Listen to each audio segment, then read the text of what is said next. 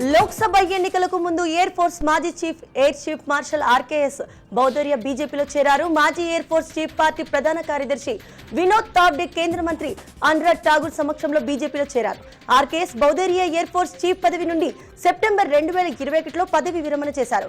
బౌదరియా September 30, 2019 నుండి September 30, 2021 వరకు దేశ వైమానిక దళ్ చీఫ్ గా ఉన్నారు.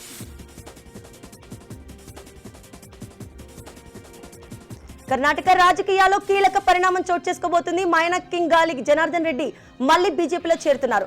ఆయన బీజేపీ రాష్ట్ర శాఖ అధ్యక్షుడు విజయేంద్ర సమక్షంలో కాషాయం కండువ కప్పుకున్నారు.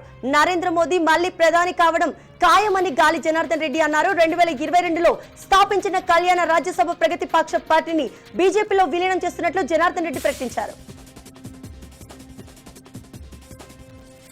లిక్కర్ పాలసీ స్కామ్ కేసులో అరెస్ట్ అయిన ఢిల్లీ సీఎం అరవింద్ కేజ్రీవాల్ ప్రస్తుతం ఈడీ కస్టడీలో ఉన్నారు. తాను ఎక్కడ ఉన్నా దేశ సేవకే జీవితాన్ని అంకితం చేస్తానంటూ ఇటీవల కేజ్రీవాల్ ప్రకటించారు. ఈ క్రమంలోనే ఆయనకు జైల్లో నుంచి సీఎంగా బాధ్యతలు కొనసాగిస్తున్నారు.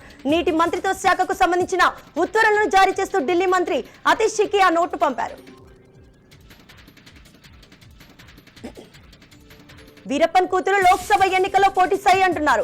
కృష్ణగిరి నుంచి వీరప్పన్ కూతురు విద్యా వీరప్పన్ అభ్యర్థిగా ఎన్డీకే పార్టీ అధ్యక్షుడు సిమాన్ ప్రకటించారు. కృష్ణగిరిలో భారీ మెజార్టీతో గెలిచి ప్రజలకు సేవ చేస్తారని వీరప్పన్ కూతురు విద్యా వీరప్పన్ ధీమా వ్యక్తం చేశారు. వీరప్పన్ భార్య ముత్తు లక్ష్మి రాజకీయాల్లో ఎంట్రీ ఇవ్వకపోయినా ఆమె బిడ్డ విద్యా వీరప్పన్ మాత్రం రాజకీయంగా పావులు కదుపుతుండడం చర్చనీయాంశంగా మారింది.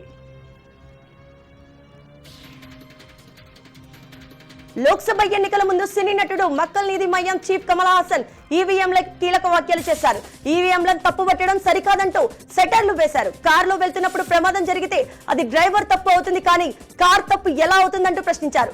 ఇప్పుడు ఈవీఎంల గురించి మాట్లాడడం మానేయాలని, ఎన్నికల తర్వాతే వాటి సంగతి చూడడం మంచిదని కమల్ అన్నారు. అరవింద్ కేజ్రీవాల్ అరెస్టుకు నిరసనగా ఇండియా కూటమి మెగా మార్చ్ చేసేందుకు రెడీ అయిపోతుంది. కేజ్రీవాల్ కు సంఘీభావంగా ఢిల్లీలోని రామ్లీలా మైదానంలో మార్చి 31 బహిరంగ సభ నిర్వహిస్తామని ప్రకటించింది.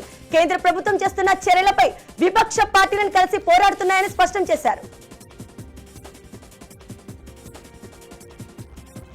అయోధ్యలో రామ మందిరాన్ని ప్రారంభించిన తర్వాత వచ్చిన తొలి హోలీ పండుగ ఇది. అందుకే అత్యంత వైభవంగా హోలీ వేడుకలు చేసేందుకు ఆలయాన్ని అందంగా ముస్తాబు చేసినట్లు ఆలయ ప్రధాన పూజారి ఆచార్య సత్యేంద్ర దాస్ వెల్లడించారు.